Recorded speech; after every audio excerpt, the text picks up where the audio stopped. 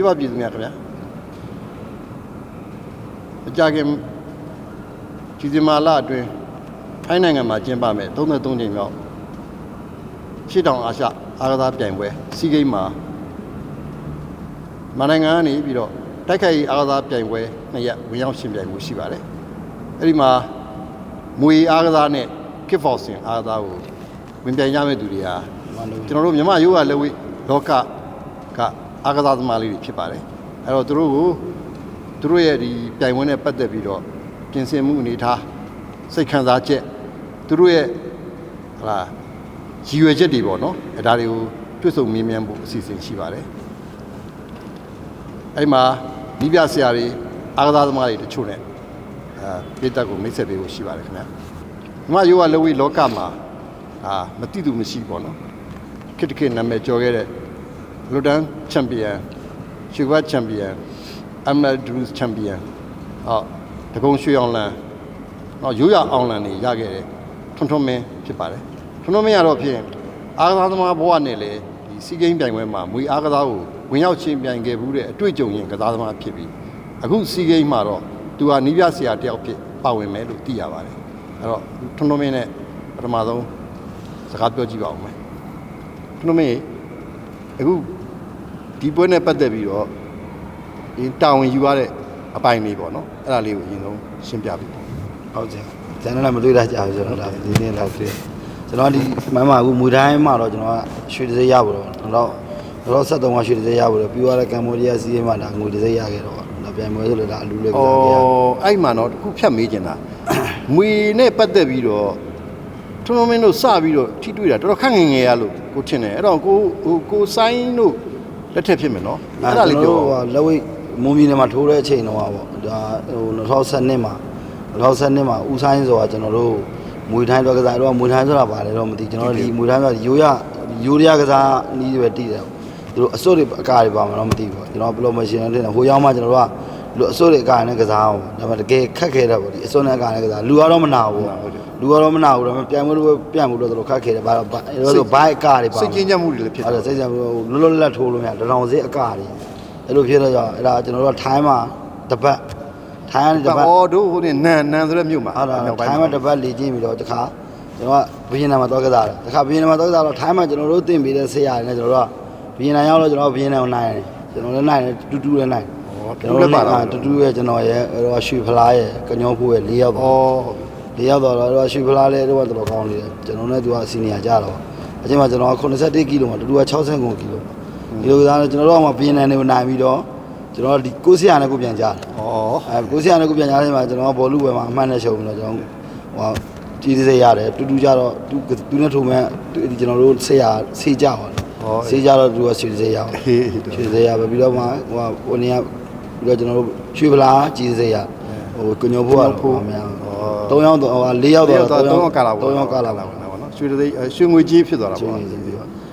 ့ဟုတ်ပါပြီအဲ့ဒါဆိုတော့ပထမဆုံးအဲ့ဒီမှာဒီမွေပြိုင်ပွဲနဲ့စတင်ထိတွေ့လိုက်တာပေါ့နော်အဲ့နောက်ထပ်ပြီးတော့ဒီအဲ့ပြိုင်ပွဲနဲ့အတွေ့အကြုံလေးပြောပါဦးအဲ့ဒီကနေမှကျွန်တော်တို့ဒီကနေပြန်လာပြီးတော့ဒီနေပြည်တော်မှာကမ်တွင်းတဲ့အချိန်မှာကမ်တွင်းမှာပေါ့ကစားသမားတွေ2013စီးကိန်းပြန်မှာမူထိုင်ကမ်တွင်းတဲ့အချိန်မှာကျွန်တော်တို့အေရှင်းဂိမ်း2013ကနေပြည်တော်စီးကိန်းနေပြည်တော်စီးကိန်းအဲ့ဒီကြားမှာကျွန်တော်တို့အေရှင်းဂိမ်းလွှတ်နေတယ်28နိုင်ငံအီရန်တို့အာရှတတိုင်းလုံးပါတယ်ဟုတ်ပြီအာရှတတိုင်းလုံးပါတယ်မှာကျွန်တော်လက်ဝဲရ12နိုင်ငံလောက်နေပါတယ်ကျွန်တော်တို့ဝေးတန်8ယောက်လောက်ပါကျွန်တော်ပထမကိုရီးယားကိုနိုင်တယ်တရုတ်နိုင်တယ်ဗီယက်နမ်ကိုနိုင်တယ်တရုတ်နဲ့ကြတော့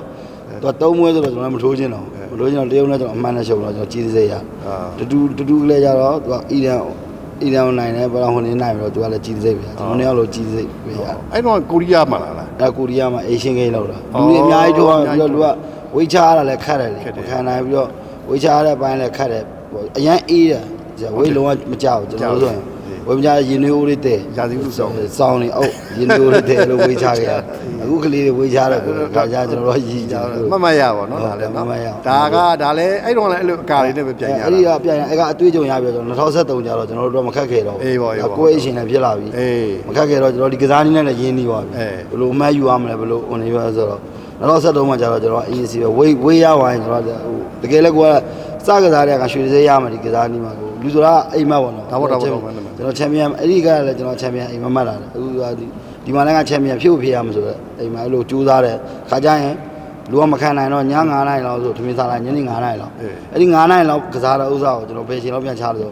8 နိုင်အောင်နေပြန်ပြီး17 နိုင်လောက်အချိန်ရအဲ့လောက်ရှိည17 နိုင်ပြေးပြီးကျွန်တော်ရေချိုးပြီးအိတ်လိုက်အချိန်ကျဝဲရရအောင်မနက်ကြလို့ရှိရင်နည်းနည်းပုံမှန်ပြန်ပြေးလိုက်ဝဲဒီဝဲအဲ့ဒီကိုစားခြင်းတဲ့အချိန်ကိုဟိုမမအပိတ်မှန်းခံစားတော့စားတယ်ပြန်ပြီးတော့ပေးဆက်တော့ဝိတ်ပွဲရလေအဲ့တော့အဲ့မှာတော့ကအဲ့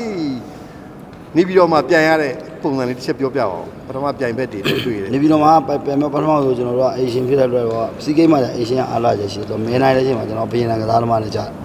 ကျွန်တော်ကျွန်တော်ပြန်နောက်တစ်ယောက်ကသူကကျွန်တော်4 ယောက်ရှိတယ်4 ယောက်သူကဟိုနဲ့ကြာထိုင်းနဲ့ကြာသူထိုင်းအောင်နိုင်လာအင်ဒိုကကျွန်တော်ဘီယန်အောင်နိုင်ပြီးတက်လာတက်လာပြီးတော့ကျွန်တော်2 ယောက်ဘောလုံးပေါ်မှာထားဆုံးတော့ကျွန်တော်ဘောလုံးပေါ်မှာအင်ဒိုကစားသမားကျွန်တော်အလဲထိုးတယ်ပြီးတော့တူတူကလည်းရွှေတစိမ့်ရတယ်ကျွန်တော်တငယ်ချင်း2 ယောက်ရွှေတစိမ့်ပြီးတော့မိုက်ရိုင်းရတယ်ပြီးတော့ main လေး1 ယောက်ရတယ်ရွှေတစိမ့်4 ခုရတယ်တော့အဲ့တော့ဟုတ်တယ်နော်စောင်းမန်းလို့လည်းပါသေးတယ်အဲ့တော့ကိုစောင်းမန်းလို့လည်းပါတယ်စိုးလင်းလို့လည်းပါကိုမန်းဆိုလို့ရှိရင်တမျိုးဖို့ကောင်းတယ်ဟုတ်တယ်နော်တမျိုးဖောင်းပေါ်လို့လိုက်ပြီးတော့ငွေတိုင်းတော့ဖောင်းလို့မရဘူးသူကဟိုကောင်ထိုင်ရကြတော့ကန်လိုက်တယ်လို့ဖြစ်သွားအမှန်တော့တိတိပပကြီးတော့မထီဘူးကိုလည်းတိတိပထိတာမထိတာသူကအဲ့လိုဟုတ်တယ်လေမှန်တယ်ဖောင်းမြန်လို့မရဘူးဖောင်းပြသူကတစ်ခါနှစ်ခါသူကနဲ့သူက3 ခါတော့မပေးပြီးဟုတ်တယ်တစ်ခါသူတို့စီမင်းကတင်ကြတော့သူကအပျော်တန်းဖြစ်တဲ့အတွက်မှန်တယ်အဲ့ဒါကိုကဘာသွားသတိရလဲဆိုတော့ဟောလေးမှာပွဲပြီးတော့ပြန်လာပြီးတော့ကိုနင်းဘက်မှာကြည့်လိုက်မိတာအဲ့ပွဲကိုလေကိုနင်းကနေကြည့်တော့ဆွန်ရင်တော့မရတော့ဆိုတော့သွားတွေ့လိုက်တာပေါ့နော်အေးဟုတ်ပြီအဲ့ပွဲပြီးတော့နောက်ထပ်ဒီမွေပြိုင်ပွဲအတွေ့အကြုံပါများရှိသေးတယ်အဲ့ကနေကျွန်တော်မပြိုင်တော့ဘူးကျွန်တော်ဒီမွေထိုင်းထိုးတယ်တခြားကစားနည်းတော့ကစားတယ်ကစားရင်နဲ့မှဒီပြီးသွားတဲ့ကမ်ဘောဒီးယားစီးဂိမ်းမှာဒါဖွဲ့ချုပ်ကလည်းကျွန်တော်ထိုးပေးပါဆိုတော့ကျွန်တော်တို့ထိုးတော့ပြီးတော့ဒီတော့ပြိုင်တော့ပထမကျွန်တော်ဟိုဟာနဲ့ပြသူအရှင်ရဲ့အခွင့်အရေးဒီကောင်ကကျွန်တော်တို့တော့ပိုင်ကြကျွန်တော်ဘီယန်ကစားသမားနဲ့ကြဘီယန်ကိုတခါထမ်းနိုင်ပြီးတော့အရှင်နဲ့ကြတော့သူတွေကိုယ်ထိုးရတာပဲအရှင်ကတော့သူ့ရဲ့အားရချက်တိုင်းဒူတိုင်းအမှန်နိုင်သွားတော့နိုင်ယူတော့မှန်နိုင်ငွေတစ်စိတ်ရဒါမူထိုင်းမှာတော့အသွေးကြုံနေရတော့အဲ့တော့စီးဂိမ်းနဲ့ပတ်သက်ရင်တော့ဒီစီးဂိမ်းပေါ့နော်ခုနကအာရှဂိမ်းတို့ဘာတို့ကတော့ဒါပုံမြင့်တော့စီးဂိမ်းနဲ့ပတ်သက်ရင်တော့ဒါအခုစီးဂိမ်းနဲ့ပတ်သက်ပြီးပြောတာဆိုကြဒါပြိုင်ပွဲကစားသမားဘဝနဲ့နှစ်ကြိမ်တွေ့ကြုံရှိတာပေါ့ကျွန်တော်3 ချိန်ပေါ့3 ချိန်ဗီယက်နမ်ရဆိုဗီယက်နမ်မှာကလည်းမွေစီးဂိမ်းမလားနှစ်ခါလို့ပြနှစ်ခါလို့ဗီယက်နမ်အဖိတ်ခေါ်ပေါ့ဗီယက်နမ်အဖိတ်ခေါ်အခုဆိုစီးဂိမ်းရ2 ခုပေါ့စီးဂိမ်းရ2 ခုမြန်မာစီးဂိမ်းနဲ့ကမ္ဘောဒီးယားစီးဂိမ်းဖိတ်ခေါ်ပွဲတခုအဲ့လို3 ခုပေါ့ဟုတ်ပြီအဲ့မှာမှဒါကတော့ဟိုနေမှာစီးဂိမ်းနဲ့မသက်ဆိုင်ဘူးသို့တော့တွားပြီးတော့ဒီမွေပြိုင်တော့မွေပြိုင်ဝဲအနေနဲ့ပြန်ရတာပဲလားဟို Rose Garden မှာတွားပြီးတော့ထိုးတယ်ဆိုတဲ့အနေထားလေမွေကစားနည်းကစားနည်းနဲ့ပဲမွေကစားနည်းကောင်းတဲ့အောက်ကပဲပြန်ရတာပေါ့အဲ့ကြတော့ဒီအကာတွေမပါတော့လွတ်လပ်လပ်ပဲသူအကာပါတယ်ဟုတ်လားအကာပါတယ်သူကဒီစီးဂိမ်းမှာအကာဖြုံးမယ်လို့တော့ကြားတယ်ဒီလိုလားသူတို့ကိုနေပြရတာဒီထိုင်းစီးဂိမ်းမှာဒီရင်ဘက်ကတော့ပြုံးလိုက်ဒီတောင်အစိုးရပါတယ်တော့မပြောဒါတော့ထားမယ်ပေါ့အဲ့လိုတော့ကြားတယ်ပေါ့ဒီနေ့တော့ကြားတာတော့ဟိုကစားသမားတွေတော့မှသူတို့အဲ့ဒီကမပေးသေးတော့ဒါဆိုတော့အခုဒါဘာပဲပြောလေစီးဂိမ်းနဲ့ပတ်သက်ရင်စီးဂိမ်းနဲ့ပတ်သက်တယ်စီးဂိမ်းရဲ့မွေထိုင်းပြိုင်ပွဲနဲ့ပတ်သက်တဲ့အတွေ့အကြုံကတော့ကစားသမားဘဝနဲ့တော်တော်လေး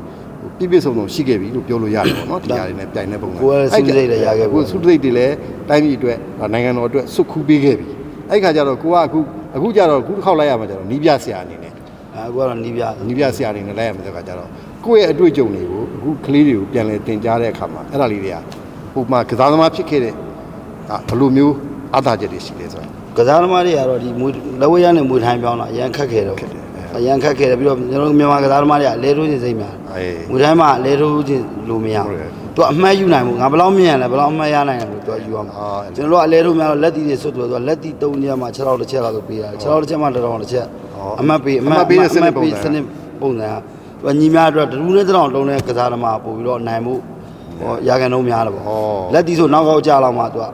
ကတောင်တွေဒူးတွေကအဓိကသူကပေးထားတဲ့အတွက်အဲကြောင့်ကျွန်တော်ကဒီနီးပြလို့တဲ့အချိန်မှာခက်ခဲတယ်ခက်ခဲတော့ဒီကစားသမားတွေလည်းပြောပြရတယ်အခုလည်းဒီချုပ်ကလေးကလက်တီကိုအားကိုလက်တီပဲအားကိုတော့မယ်သူထိုးပြောတယ်လက်တီမင်းအားကိုလို့မနိုင်ဘူးနော်ခြေတော့ဘယ်လိုကန်ရမလဲဟိုတမိနစ်တော်ဒီမှာ3ချက်ကန်ရမလား4ချက်ကန်ရမလားဟိုက30စက္ကန့်တော်ဒီမှာတော့အဲ့လိုမျိုးကန်နိုင်အောင်ကြိုးစားရမယ်ကန်မယ်တိုက်နိုင်ရမယ်ဒူးတိုက်နိုင်ရမယ်အရင်တော့ကျတော့ကိုပွဲပြီးသွားငါရွှေတစိရရင်နောက်လူတွေတော့ပူပေးရတော့ကိုတငယ်ချင်းတွေငါတငယ်ချင်းတွေအခုကျတော့အဲ့လိုမဟုတ်ပွဲတိုင်းထိုးကိုစိတ်ပူနေအားလုံးတော့ကိုတပည့်တွေပဲအကုန်လုံးကရောက်တယ်မေကူဆိုမိန်းကလေးပါမယ်ယောက်ျားလေးပါဘဲပွဲတို့ကွာရင်သမားမနဲ့သိမလားရှိနေရတော့ဟိုလွယ်တော့မလွယ်ဘူးနီးပါတော့ဒီလိုကိုယ်တိုင်ရေစင်းကူးခဲ့တာပေါ့အခုကတော့က ကလေးတွေကူးတော့မင်းကံပတ်လေးကနေကို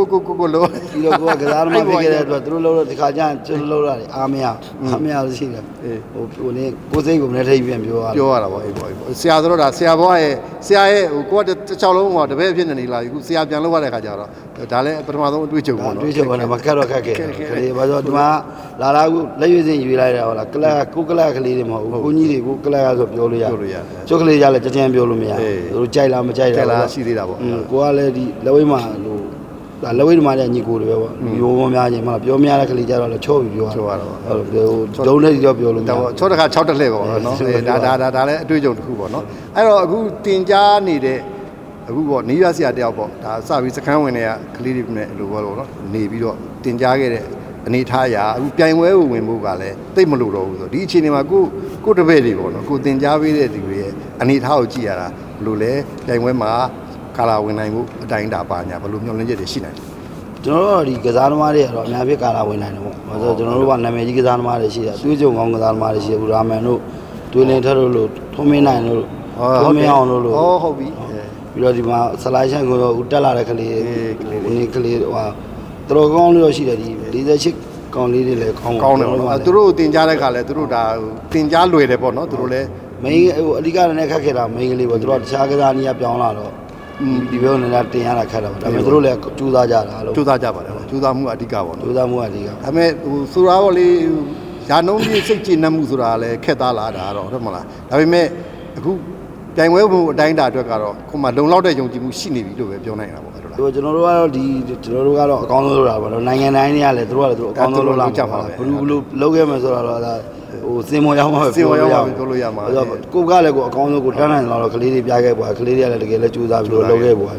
လုပ်ခဲ့ပွားတော့စင်မော်ရောက်မှပဲဟိုဒါပေမဲ့ကျွန်တော်တို့အားရကြတဲ့ခုရှိတယ်ကျွန်တော်တို့ကစားသမားတွေစိတ်ထဲမှာခြားပြိုင်ပွဲနဲ့မတူခြားကစားသမားတွေနဲ့မတူစိတ်ထဲမှာကြောတာကျွန်တော်မြန်မာလူမျိုးတွေစိတ်ထဲဒါတော့လဲအာကုစရာတစ်ခုပေါ့သို့တော်လဲသူတို့ကအိမ်ရှင်မှလည်းအိမ်ရှင်ခွင့်ရေးဆိုတာရှိသေးတာဟုတ်အဲ့တော့ကိုကအဲ့ကြတော့ဒါကြတော့ဟိုကြမှာဒါထုံမင်းတို့ဒါနီးပြကျုပ်တို့ဘာတို့တိုင်ဝင်ကြမှာရှိတာပေါ့နော်အိမ်ရှင်နဲ့တွေ့ဘယ်လိုကစားသင့်တယ်တို့ဘာတို့နော်ဒါတွေကအတွေ့အကြုံနဲ့စကားပြောတာပဲကိုကစားပြီးချိန်ပြီးကစားမှာအိမ်ရှင်ဆိုလို့ရှိရင်ငါတို့မနိုင်တော့ဘယ်လိုမင်းလားလောက်မနိုင်တော့အလဲတို့မှပဲအလဲမတို့ရင်တော့နောက်ကောက်အကြောင်းအောင်ထိုးမှာပဲညင်သာထင်သာပေါ့သူအမတ်အရင်အစဉ်အေခံအောင်ကိုထိုးရမယ့်သဘောရှိတာပေါ့နော်ဟိုရောင်းကကလေးတွေကိုထိုးပေးရဒီလိုမျိုးရှိတာပေါ့နော်ဟုတ်ပြီအခုဒါဘယ်နေ့သွားမယ်လို့